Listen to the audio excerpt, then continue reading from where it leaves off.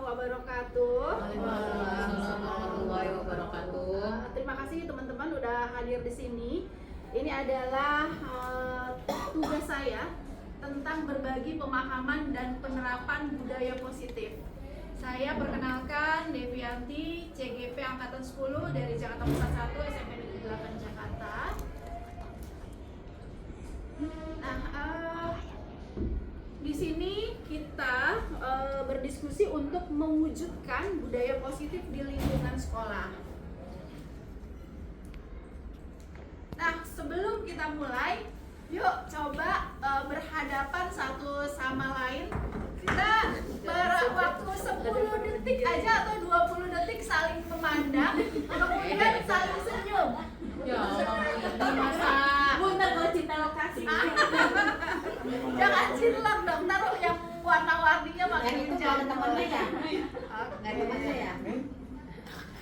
Ya, vibe-nya udah mulai ya. Nggak bisa aku kalau Nggak begitu. bisa ya. Oke, ya kita saling senyum dengan senyum sehingga apa? Sehingga suasana hari ini semoga kita lebih menyenangkan gitu ya. Nah, sebelum kita mulai yuk kita buat kesepakatan kelas nih. Ini kita anggap aja ini adalah kelas. Yang pertama mungkin sebagai pemantik menghargai siapapun. Kemudian menjadi pendengar yang baik. Kira-kira apa lagi nih kira-kira yang buat menjadi kesepakatan kita dari hari ini sampai materi ini selesai? Ada? Matikan alat komunikasi. Nah, mematikan alat komunikasi. Yang lain gimana teman-teman? Silent aja. Oke, silent, setuju? Ya, setuju. Oke, silent HP. Oke, kira-kira apa lagi? Komitmen, menjalin komitmen, menjalin komitmen, Menjalin komitmen untuk apa nih? komitmen untuk melakukan kesepakatan kelas. Komitmen untuk kesepakatan kelas. Untuk apa? Untuk kegiatan mengikuti hari ini. menjalankan. Oke, untuk mengikuti kegiatan dengan Baik. baik. Komitmen mengikuti kegiatan dengan baik ya gitu ya? Ya. Oke.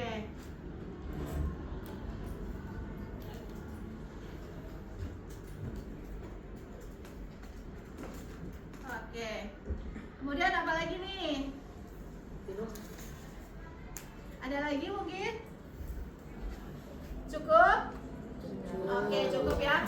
Oke, jadi kesepakatan kita hari ini kita menghargai siapapun di kelas ini, kemudian menjadi pendengar yang baik, diharapkan HP silent dan berkomitmen mengikuti kegiatan dengan baik. Oke, ini kesepakatan kita di beberapa waktu yang akan sampai dengan waktu yang akan datang. Deal? Deal. Oke, terima kasih. Oke.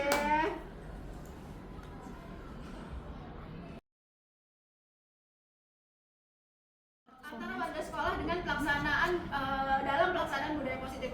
Jadi setelah kita memahami, diharapkan juga ada kerjasama, kolaborasi antara warga sekolah dalam membangun bagaimana warga SMP 8 itu melaksanakan budaya positif. Nah, kemudian setelah kita bekerja sama, kita sudah memahami, kemudian kita berkolaborasi, sehingga tujuan kita yang lain adalah tercipta atau mewujudkan lingkungan belajar yang positif dan berpusat pada murid gitu. Nah, untuk melaksanakan atau menjalankan budaya positif ada beberapa hal yang perlu kita pahami. Di dalamnya ada beberapa, antara lain tuh konsep-konsep inti budaya positif itu apa aja sih? Di dalamnya tuh ada perubahan paradigma belajar, kemudian ada disiplin positif, ada nilai kebajikan universal, kebutuhan dasar manusia, motivasi perilaku, posisi kontrol, keyakinan kelas, dan segitiga restitusi. Jadi dalam membangun sebuah budaya positif, ini ada konsep intinya, antara lain ini semua. Ketika kita membangun sebuah budaya positif, ini semua tercakup di dalamnya gitu. Jadi ada unsur-unsur dan inti-inti dari sebuah fondasi untuk membangun budaya positif di sekolah kita. Nah, perubahan paradigma belajar. Yang pertama adalah bagaimana kita merubah paradigma lama menjadi paradigma yang baru. Menurut sebelumnya yuk coba kita games cobalah buka ya. Sama seperti tadi, berhadapan juga, berpasang-pasangan, berposisi sebagai A dan B. Yang posisi A mengepalkan satu tangan, sementara A membayangkan bahwa Anda menyimpan sesuatu yang sangat berharga di dalam kepalan tangan Anda. Anda perlu menjaga benda tersebut sekuat tenaga karena begitu pentingnya untuk kehidupan Anda. Jadi begitu pentingnya yang ada di tangan nih.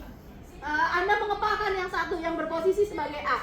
Nah, sementara yang posisi sebagai B mencoba, ya tugasnya mencoba untuk membuka kepalan tangan si A dengan cara apapun. Boleh membujuk, boleh menghardik, boleh mengintimidasi, boleh memarahi, menggoda, mengkritik, menggelitik, bahkan menawari A uang agar A bersedia membuka kepalan tangannya. Yuk silahkan coba. Mungkin Bu Zarina di sini tuh sama Bu Dian. Oke.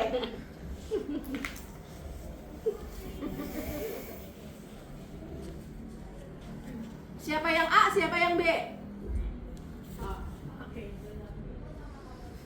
Silakan harta penyawa. Langsung buat langsung. Aduh.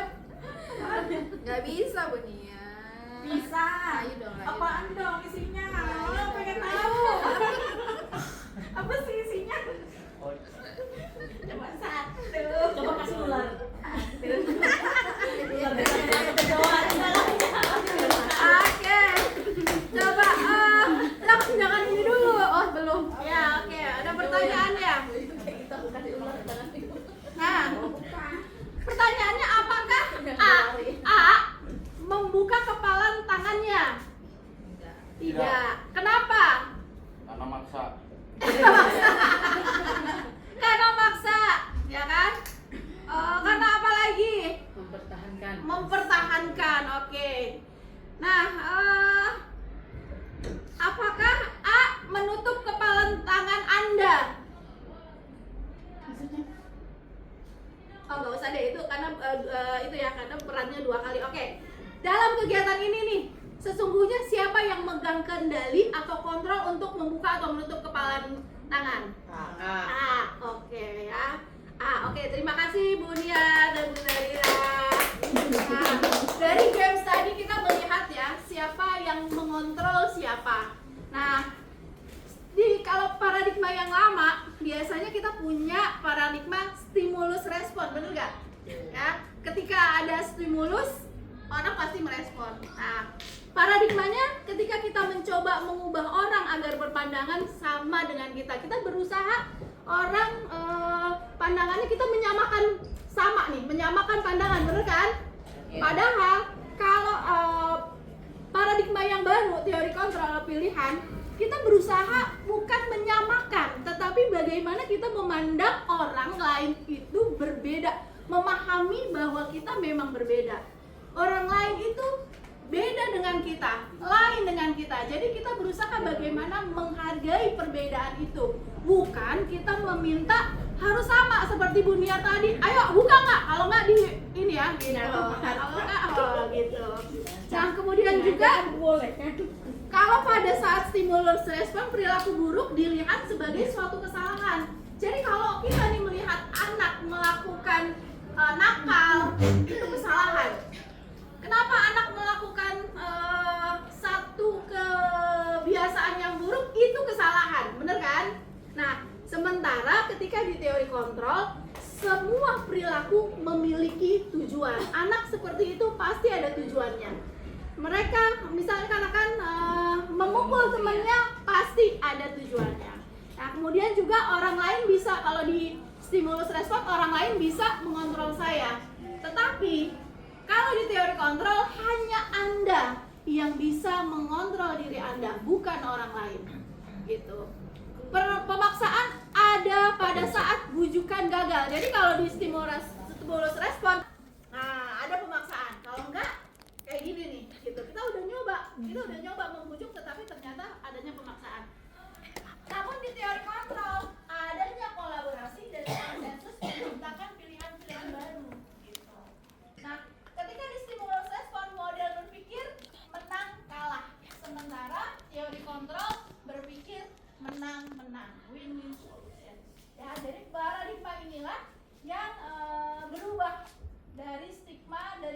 stimulus respon menjadi teori kontrol. Perbedaan hukuman dan konsekuensi. Nah, kita membahas tentang hukuman dan konsekuensi. Ketika kontrol, kita bahasan tentang hukuman dan konsekuensi. Apa sih bedanya? Ayo, teman-teman, ada nggak yang tahu beda hukuman dan konsekuensi? Kalau hukuman itu ya hukuman. Ya, kayak Kalau udah hukuman apa? diterima. Apa hukuman? Apa sih kayak suatu ya memang keterpaksaan karena dia konsekuensi udah akibatnya. Akibatnya. Ya, karena dari hasil apa kesepakatan itu. Kalau hukuman? Bukan konsekuensi. Kalau konsekuensi ya, mantap. Ya, oke. Nah, ini perbedaan hukuman dan konsekuensi, benar ya apa yang kata Bu Nia tadi. Kalau hukuman tuh sesuatu yang menyakitkan harus terjadi. Sementara kalau di konsekuensi sesuatu harus terjadi. Maksudnya apa? Kalau misalnya hukuman, ini ada hal kejadian, misalnya dia tidak melakukan sesuatu karena takut sesuatu yang menyakitkan. Contohnya apa? Kalau gua nggak ngerjain ini, gua nanti kena hukuman, ya kan? Sementara kalau konsekuensi, kalau kamu kayak gini konsekuensinya apa? Kamu udah tahu ini akan terjadi, benar nggak? Nah, itu konsekuensi. Kalau hukuman tidak seperti itu. Jadi sudah ada pemahaman di dalam dirinya. Kedua, membuat anak sakit fisik maupun hati jangka panjang, waktunya lama. Jadi bikin sakit hati, dan ketika kita menghukum itu ada yang membuat anak merasa tersakiti gitu. Sementara dengan konsekuensi, anak membuat anak merasa nyaman dalam jangka waktu pendek. Jadi ketika di konsekuensi dia udah tahu, oh ya kalau kayak gini saya seperti ini gitu. Kemudian anak membenci kedisiplinan kalau dengan hukuman, tetapi dengan konsekuensi anak menghargai disiplin. Kemudian paksaan, kalau dengan hukuman ya paksaan gitu. Kalau nggak begini lo harus begini, ya karena ini hukuman. Kalau kamu tidak mengerjakan ini, hukumannya ini sudah jelas. Tetapi ketika konsekuensi, stimulus tanggapan. Oh ya, kamu melakukan ini, nak. Kenapa kamu melakukan ini? Seperti itu. Jadi ada konsekuensi yang dia sama-sama memahami kalau ini aku tidak melakukannya, udah, ini memang udah ininya, udah memang konsekuensi saya gitu. Sementara konsep diri buruk kalau anak dihukum, apalagi itu sering. Anak sering dihukum, mau tidak mau secara psikologis, kondisi konsep dirinya akan memburuk dibanding dengan konsekuensi. Konsekuensi misalnya anak diberikan, nak, kamu kalau melakukan ini kamu akan terjatuh. Kalau kamu terjatuh itu sakit, maka ketika dia jatuh, dia sudah tahu jatuh itu sakit gitu. Anak belajar untuk menyembunyikan kesalahan. Nah, ini yang rata-rata sering banget kita temui di anak kita. Mereka karena takut dihukum, akhirnya mereka berbohong dan menyembunyikan kesalahannya. Ya, sering kita temui Bapak Ibu. Nah, ketika konsekuensi, anak belajar untuk mematuhi peraturan karena ada dasar dari pemahaman tentang konsekuensi yang akan mereka dapatkan. Di hukuman, karena dihukum anak merasa salah, marah, dipermalukan, merasa tak dihargai karena mereka dihukum. Namun dengan konsekuensi, mereka merasa hanya kehilangan hak aja. Oh ya udah, kalau memang misalnya anak main games waktu hari jam sekian sampai jam sekian, ketika konsekuensinya melanggar, otomatis ada konsekuensi. Nah, itu konsekuensi apa yang dia dapat, itu yang tidak diterima, sehingga kehilangan hak atas, ya, kehilangan atas haknya, dibuat tidak nyaman, bukan dipermalukan, diasingkan untuk sementara atau time out, itu saja. Tetapi tidak membuat mereka merasa tak dihargai, dipermalukan, marah, rasa bersalah, seperti itu. Mungkin ada yang ingin ditanyakan Bapak Ibu? Clear? Oke, sip, terima kasih.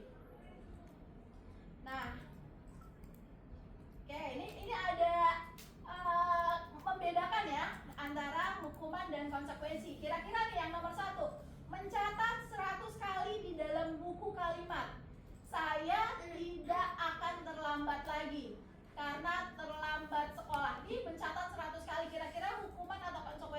Hukuman.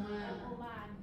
Lari mengelilingi lapangan basket 2 kali karena terlambat hadir di sekolah. Hukuman. Oke. Murid diminta untuk push up 15 kali karena tidak menggunakan masker di sekolah. Hukuman. Oke.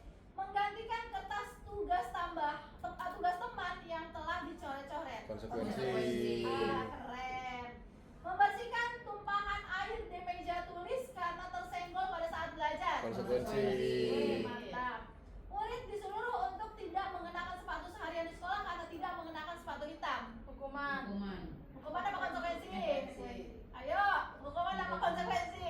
Hukuman. Siapa yang hukuman? Hukuman. Siapa yang konsekuensi? Yang lain gimana? Ntar ya, kita lihat ya.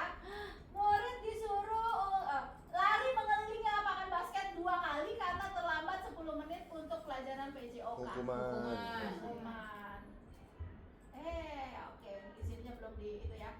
Oke, jadi ketika kita memberikan konsekuensi, biasanya ada hubungannya. Misal, anak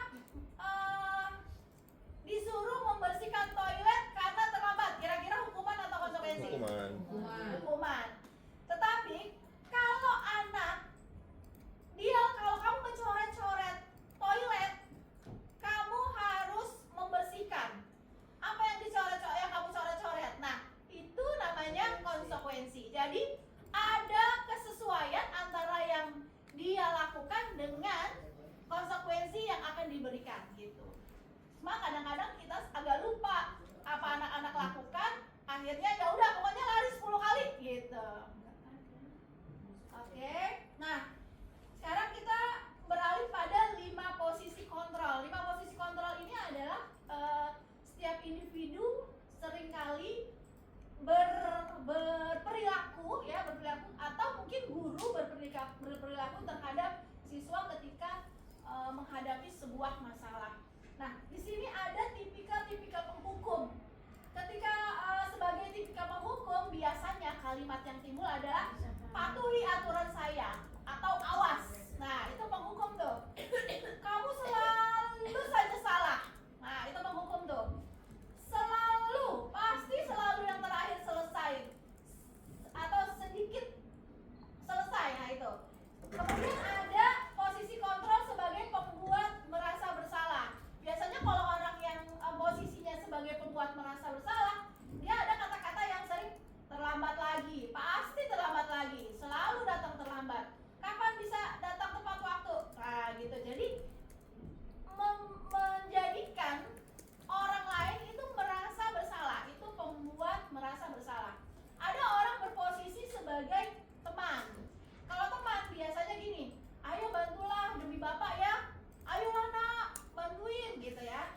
Ayo ingat, kamu ingat tidak bantuan bapak selama ini? Nah, itu sebagai teman tuh. Jadi kita berposisi sebagai teman. Ya sudah, kali ini tidak apa-apa, nanti ibu bantu bereskan gitu. Itu ciri-ciri khasnya. Nah, sementara ada pemantau. Kalau pemantau itu peraturannya apa? Nah, ketika anak melakukan kesalahan, kita tanya, peraturannya apa? Apa yang telah kamu lakukan?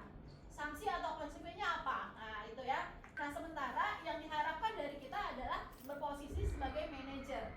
Ketika manajer, apa yang kita yakini? Ya, kembali pada keyakinan kelas. Kita sudah berkomitmen, keyakinan kelas yang di awal sudah kita buat. Jadi terus apa yang kita yakini? Apakah kamu yang meyakininya? Jika kamu meyakininya, apakah kamu merasa bersedia memperbaikinya? Ketika dia melakukan kesalahan, kita meminta anaklah yang memperbaiki itu. Mereka lah yang memberikan ide untuk memperbaiki itu. Jika kamu memperbaiki hal ini, hal ini menunjukkan apa tentang dirimu? Apa rencana kamu untuk memperbaiki hal ini? Oke. Sekarang kita beralih pada disiplin positif. Nah, disiplin positif itu berasal dari kata disiplina, yang artinya belajar. Disiplin diri yang dapat membuat seseorang menggali potensinya menuju kepada sebuah tujuan yang dihargai dan bermakna. Kalau disiplin itu kan bahasanya belajar. Jadi di sini bagaimana siswa dengan disiplin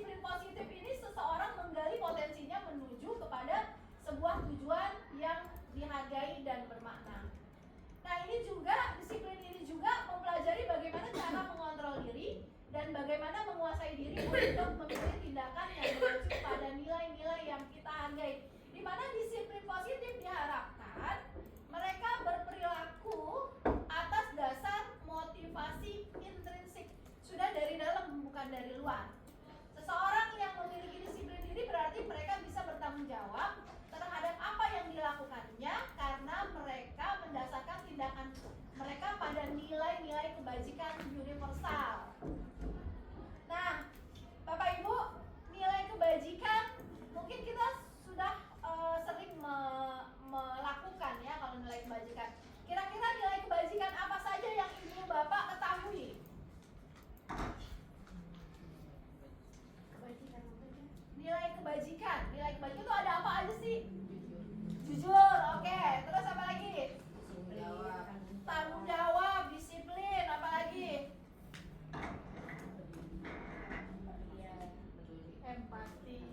Empati, ya banyak ya. Bahkan kita udah sering ya melakukan itu.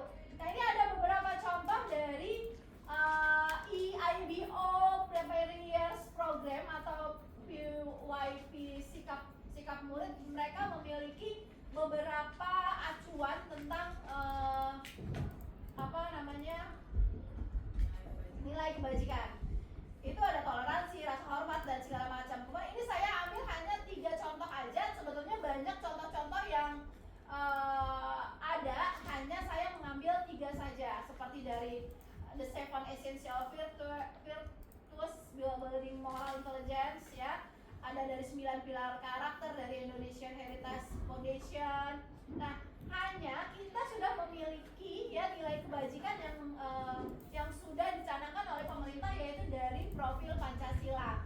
Nah, nilai kebajikan tadi terrekrut atau berada di dalam 6 nilai yang ada di dalam profil belajar Pancasila, seperti beriman, bertakwa kepada Tuhan Yang Maha Esa dan berakhlak mulia. Kalau jujur masuknya kan ke sini ya. Kemudian kalau misalnya sopan santun, ya itu masuknya ke sini.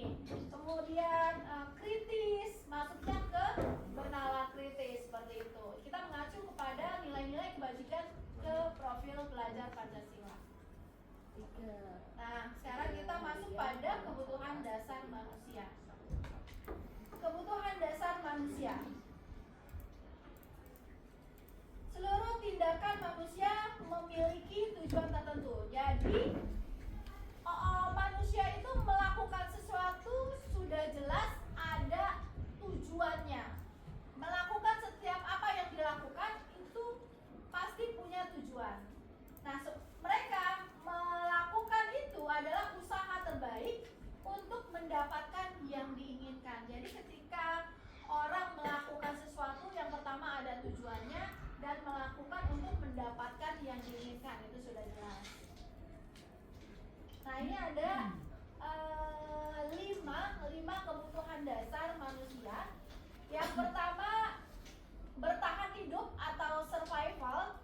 Kemudian ada kasih sayang dan rasa terima kasih, kebutuhan untuk diterima. Penguasaan, kebutuhan pengakuan atas kemampuan. Kemudian ada kebebasan, kebutuhan akan pilihan. Kesenangan, kebutuhan untuk merasa senang. Jadi setiap orang melakukan sesuatu itu kembali lagi pada kebutuhan dasar manusia ini. Ketika orang itu melakukan, katakanlah anak ya, melakukan kesalahan misalnya, mencuri, pasti ada kebutuhan dasar yang melatar belakangi itu. Ketika mencuri, ketika ditanya, kamu mencuri karena apa? Kita tanya tujuannya. Saya lapar, Bu, berarti apa yang akan dia penuhi? Kebutuhan bertahan hidup ya, makan ya. Kemudian ketika anak melakukan misalnya, Waalaikumsalam, anak melakukan, katakan nonjok temennya. Ketika ditanya, kamu melakukan ini karena apa, Nak? Karena saya merasa senang kalau orang tersakiti misalnya. Kira-kira kebutuhan apa yang dia penuhi? Yang dia merasa belum terpenuhi. Penguasaan. Ya, rasa kasih sayang. Jadi setiap orang melakukan sesuatu itu pasti ada tujuannya. Tujuan dan atas dasar kebutuhan yang tidak terpenuhi gitu.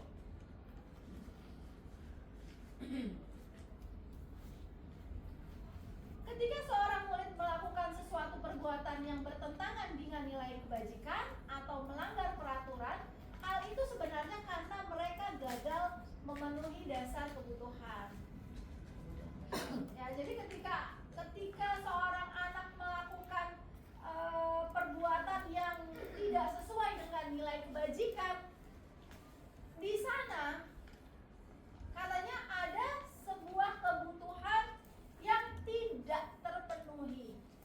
tidak terpenuhi oleh anak tersebut dari lingkungan sekitarnya. Kita belajar tentang kebutuhan dasar. Kebutuhan dasar itu ada kebutuhan hidup, kebutuhan hidup atau survival, kemudian ada penguasaan kebutuhan pengakuan atas kemampuan, ada kasih sayang dan rasa terima kasih, ada kebebasan, ada kesenangan. Nah, dari kelima ini yuk kita cobain pada contoh kasus. Kira-kira Bapak Ibu menebak ini masuknya dalam kebutuhan dasar yang mana ya? Ibu guru bilang aku tidak boleh bersenandung sewaktu mengerjakan tugas. Katanya kelas harus tenang, tidak ada suara.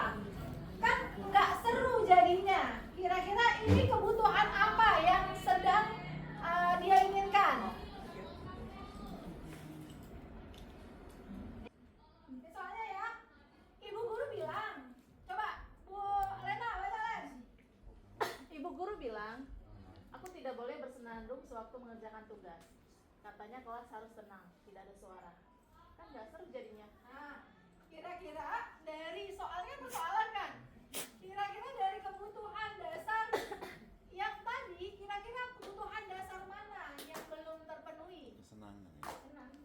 Kebutuhan kesenangan. Iya, kesenangan ya. Oke, good. Benar ya? Kesenangan.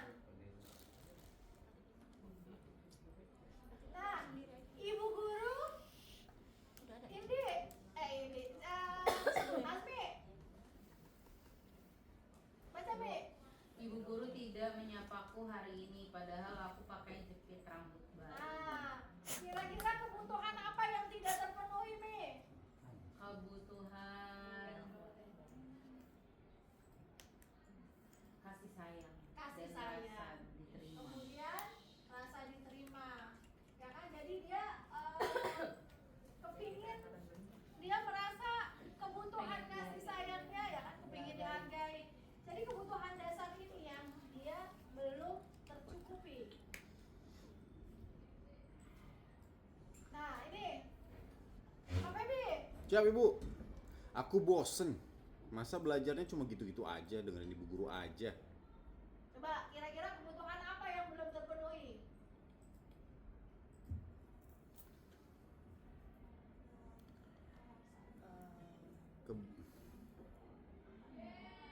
Kebebasan ya? Kebutuhan akan pilihan. Iya, kebebasan. Jadi dia merasa bosen. Dia nggak memilih karena di situ dia hanya mendengarkan, dia hanya menerima pilihan dari sang guru.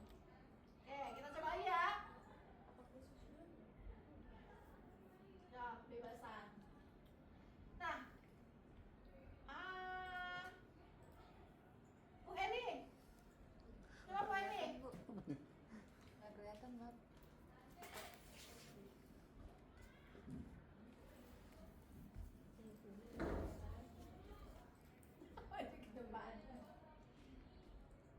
Tahun ini Dimas genap berusia 17 tahun. Dia senang sekali ketika ayahnya mulai mengajarkan cara menyetir mobil. Setiap akhir pekan, ia berlatih menyetir. Dia terlihat senang sekali berlatih sampai akhirnya dia bisa menyetir mobil dengan baik dan lancar. Ketika ibunya bertanya pada Dimas, apa yang membuat dia ingin bisa menyetir mobil? Ketika jawaban Dimas adalah seperti ini, kebutuhan apa yang ingin dia? Ya, ini ceritanya. Ketika ditanyain, ada jawaban Dimas. Jika jawaban Dimas, Aku merasa bangga dan keren. kira-kira kebutuhan apa? Atau kebutuhan apa yang belum terpenuhi? Pengakuan, penguasaan. Ya, penguasaan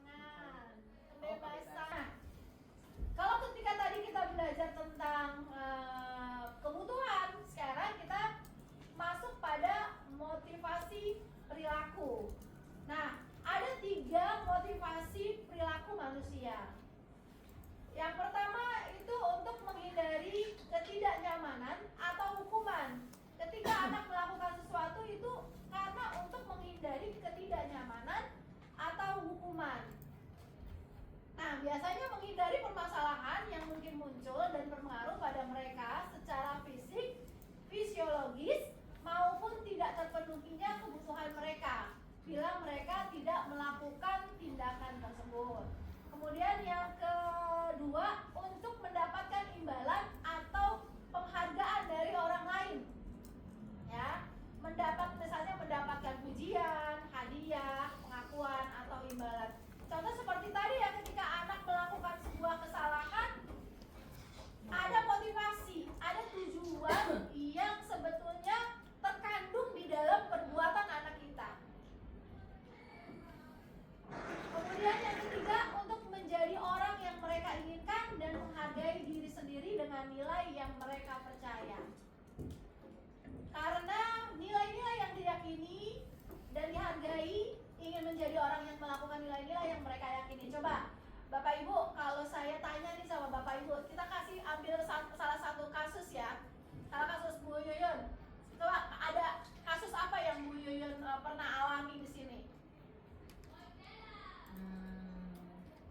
Sering tidak hadir. Sering tidak hadir. Oke, ini kan berarti permasalahannya adalah sering tidak hadir. Kira-kira kalau Bu Yuyun telaah nih, sering tidak hadir, ada apa sih? Ada tujuan? Pernah nggak ditanya kenapa sih kamu tidak hadir, nak? Sering nanya. Nanya, apa jawabannya? Kesiangan bangun. Kesiangan bangunnya. Enggak ya. Benar. Tidak apa? Tidak ongkos. Tidak ada ongkos. Oke. Nah, ya kan? Berarti kan ada tujuan ya, ada tujuan yang mereka lakukan itu, atau kebutuhan hubungannya ini tujuan, motivasi sama kebutuhan. Kira-kira nilai-nilai atau motivasi apa yang tidak terpenuhi dari anak tersebut dari teori motivasi ini? Kesiangan. Kesiangan. Ada motivasi dari keluarganya. Ya. Karena mungkin dia nggak dibangunin. Nggak Kenapa nggak dibangunin. dibangunin? Karena orang tuanya belum bangun juga. Ya, oke. Kalau di sini mungkin kalau hubungan sama di sini nih, dari 3 motivasi perilaku manusia nih, mana yang cenderung masuk nih?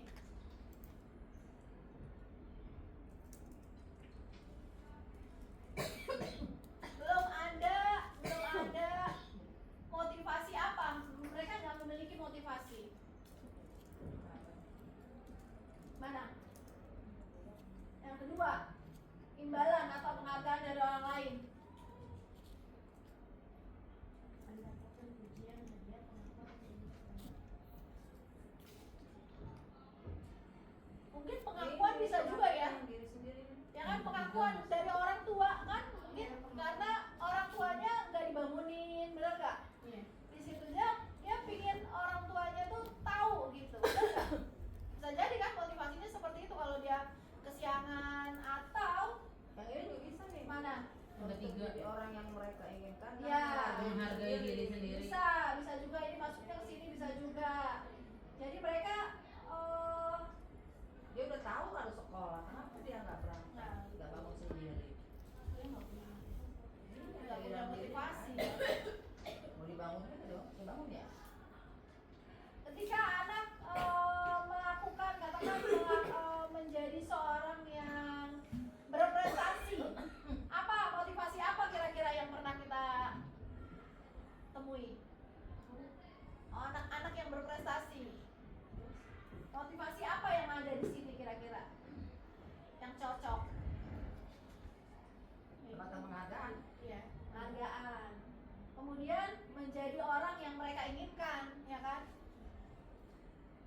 Masuk pada ini yang untuk mendapatkan imbalan atau penghargaan dari orang lain. Ketika anak itu berprestasi, dia motivasinya yang di dalamnya itu. Atau mungkin bisa jadi menjadi mereka ingin menghargai diri dengan nilai-nilai yang mereka percaya, gitu ya. Oke. Keyakinan kelas. Udah berapa menit saya? 22. 20. Oke.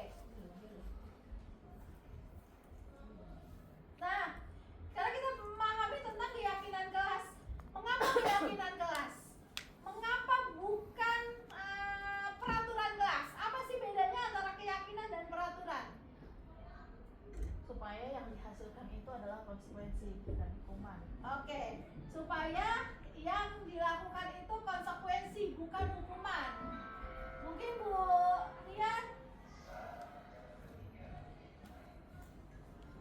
Kalau keyakinan itu ya berdasarkan kesadaran. Keyakinan kesadaran. Kalau peraturan?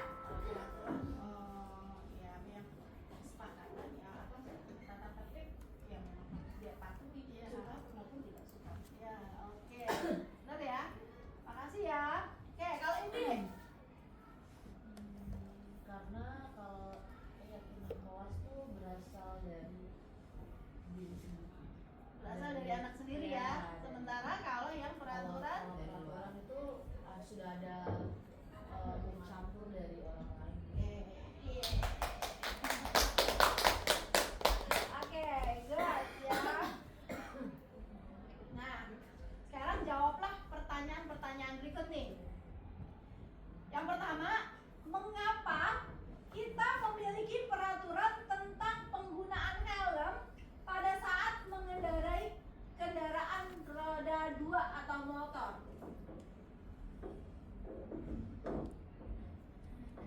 Kenapa pakai helm? Ya kalau untuk keselamatan, takut polisi, Ya, karena takut polisi. Ketilang. Takut polisi, keselamatan, terus yang biar Kalau terjadi sesuatu, takut kepalanya kepalanya ya, takut Ya, kepalanya kebentur. kenapa-napa. itu keselamatan. Nah, yang kedua, mengapa kita memiliki peraturan tentang penggunaan masker dan mencuci tangan setiap saat? biar nggak kena Supaya tidak ada Virus. terjadi penularan. Biar nggak ada penularan. Biar kita tidak sakit, ya kan? Biar kita bersih. Bisa kita ambil makna nggak dari kedua pertanyaan ini? Bisa Apa? supaya diri kita terjaga. Supaya diri kita terjaga. Nah, menekankan pada keyakinan seseorang akan lebih memotivasi seseorang dari dalam diri. Jadi inilah fungsi dari keyakinan, ya, fungsi dari keyakinan, bukan peraturan. Kadang suka lupa kata-kata. Seseorang akan lebih tergerak dan bersemangat untuk menjalankan keyakinannya daripada hanya sekedar mengikuti serangkaian peraturan tertulis tanpa makna. Jadi kita kan punya tata tertib ya. Nah, kalau tata tertib itu masuknya di mana? Peraturan. Banyak nggak anak-anak kita yang melanggar peraturan? banyak Nah, sekali. banyak sekali. Setiap hari ada aja tuh anak-anak yang melanggar peraturan. Padahal kita sudah buat peraturannya, sudah dikasih, kita sudah sosialisasi, tetapi tetap aja banyak yang melanggar peraturan. Kenapa? Nggak ada kesadaran.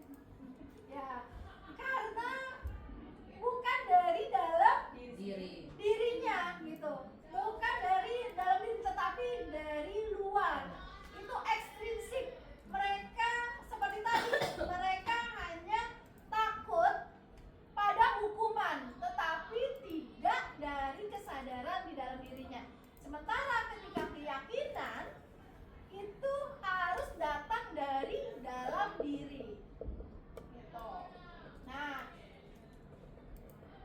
pembentukan keyakinan sekolah atau kelas bersifat abstrak daripada peraturan. Kalau peraturan kan udah ada tuh, udah jelas, ya kan, udah tergambar di peraturannya. Sementara kalau keyakinan sifatnya abstrak, lebih lebih apa sebetulnya ya, lebih konkret peraturan dibanding dengan pembentukan keyakinan. Keyakinan kelas berupa pernyataan-pernyataan universal seperti tadi ya, kita bikin ya agak universal ya. Pernyataan keyakinan kelas senantiasa dibuat dalam bentuk positif. Nah, ini bedanya. Kalau peraturan biasanya apa? Kalau peraturan kita buat gimana coba? Contoh peraturan. Biasanya jangan Dilarang merokok. Nah, itu peraturan tuh, dilarang merokok. Tidak boleh membawa senjata tajam. Tidak boleh membuang sampah sembarangan.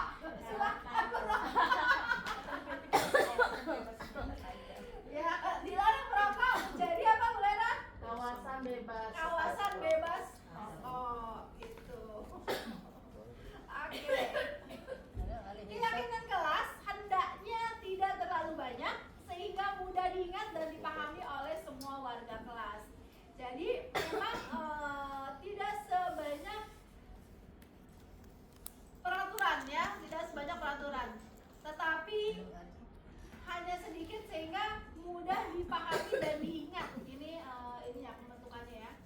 Keyakinan kelas sebaiknya sesuatu yang dapat diterapkan di lingkungan tersebut. Jadi jangan sampai sesuatu yang sulit mereka gapai gitu. Contohnya apa ya? Kalau misalnya sulit mereka gapai ya,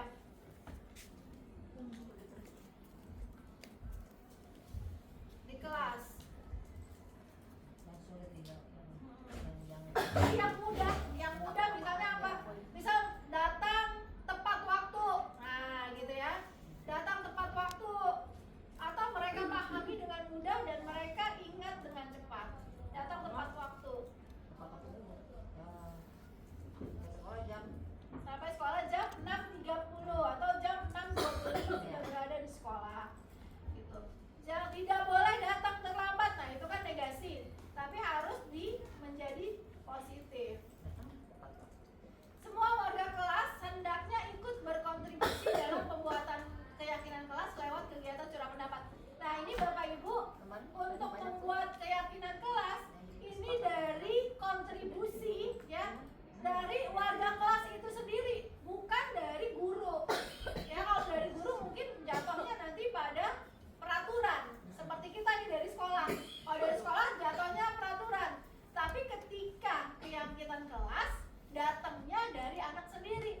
Kenapa? Sehingga ketika mereka membuat sebuah kesalahan, keyakinan itu datangnya dari mereka sendiri. Mereka yang buat, tentu saja mereka akan apa namanya ya? Ketika coba sekarang gini deh, ayo kira-kira mereka akan mematuhi. Ya mereka akan mematuhi ya kan, melaksanakan. Iya, itu. Jadi mereka lebih cenderung karena itu mereka yang buat. Ya masa gue yang buat, gue gitu ya, saya nggak melaksanakan gitu. Nah kemudian bersedia meninjau kembali keyakinan kelas dari waktu ke waktu. Nah ini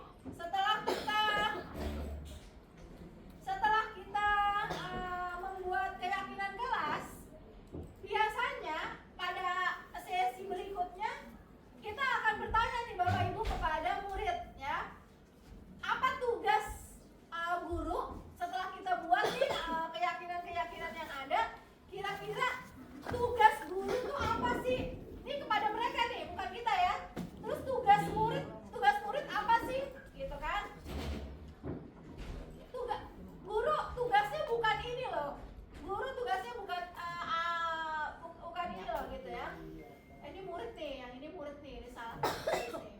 Jadi guru tugasnya apa? Misalnya mereka sendiri nih yang menulis, mengajar Bu. Ya oke, tulis ya, guru tugasnya mengajar. Tugasnya apa lagi? Ini bukan dari kita, tapi dari anak. Tugasnya apa lagi? Mendidik Bu, menjawab pertanyaan Bu, memberi nilai Bu. Nah ini contoh ketika setelah kita membuat keyakinan kelas. Nah setelah itu mereka juga dipertanyakan. Nah kalau murid, ya kita tanya gitu ya. Kalau murid tugasnya apa? Nah ini dari mereka juga nih, belajar Bu, oke. Terus apa lagi? Mencoba Bu, gitu. Menghasilkan yang terbaik dari diri. Nah ini adalah ide-ide dari mereka, bukan dari kita. Kita berkolaborasi dengan anak atas tugas-tugas yang diharapkan dari semua anggota kelas. Ini kalau keyakinan kelas, gitu ya. Terus apa aja yang dilarang? Apa aja yang dilarang untuk guru dan untuk siswa, untuk murid? Kalau guru apa aja? Tidak boleh menyakiti atau disakiti Bu, ya, gitu ya. Nggak, Bu, apa lagi Bu?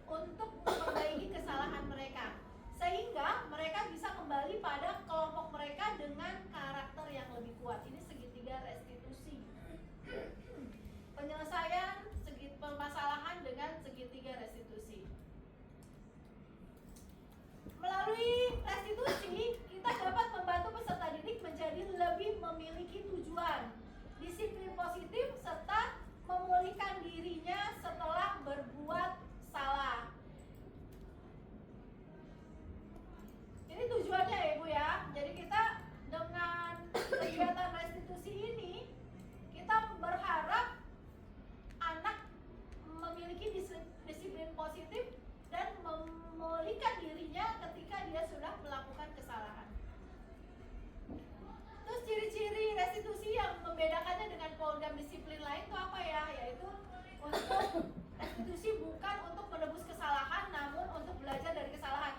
Jadi ketika anak melakukan kesalahan, biasanya kita suka suka menyalahkan gitu. Benar nggak Bapak Ibu? Benar ya? Nah, tetapi kita tidak menebus kesalahan, tapi kita menginginkan anak belajar dari kesalahan. Restitusi memperbaiki hubungan.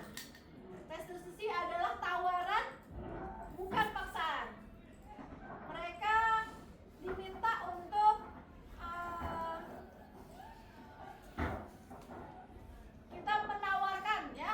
Jadi bukan memaksakan apa yang menjadi keharusan mereka gitu. Kita hanya menawarkan saja. Restitusi menuntut untuk melihat ke dalam diri. Restitusi mencari kebutuhan dasar yang mendasari tindakan. Jadi ketika anak melakukan kesalahan, kita harus cari tahu kebutuhan dasar apa yang mendasari mereka berperilaku. Restitusi diri adalah cara yang paling baik. Fokus pada karakter, bukan tindakan. Restitusi menguatkan, fokus pada solusi dan mengembalikan murid yang berbuat salah pada kelompoknya. Nah, tahapannya apa aja?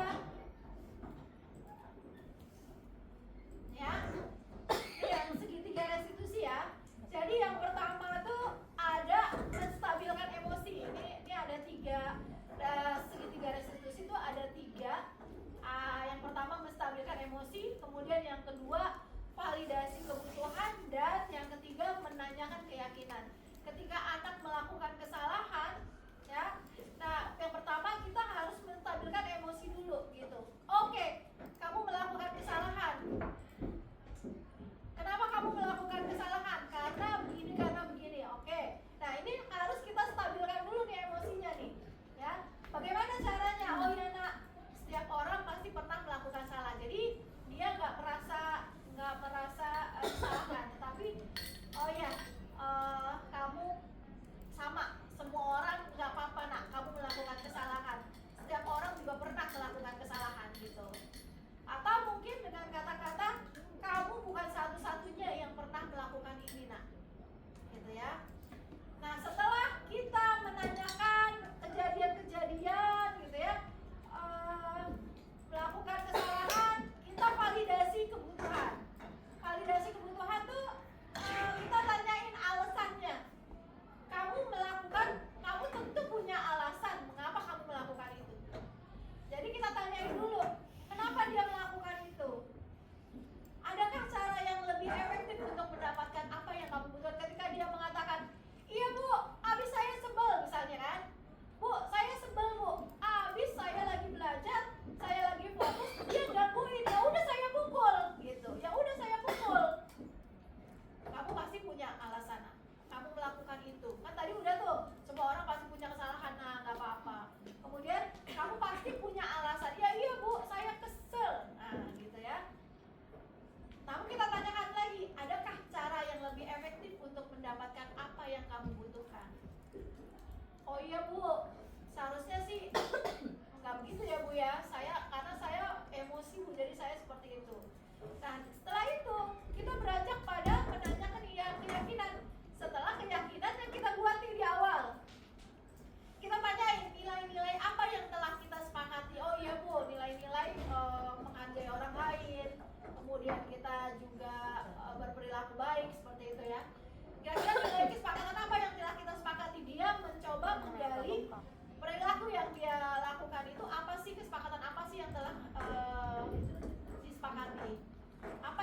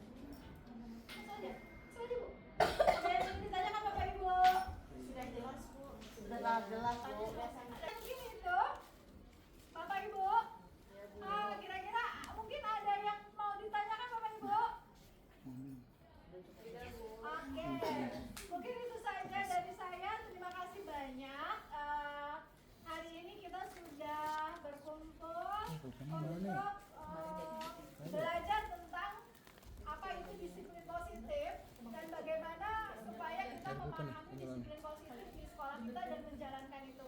Billahi taufiq wal hidayah. Wassalamualaikum warahmatullahi wabarakatuh. Waalaikumsalam warahmatullahi wabarakatuh.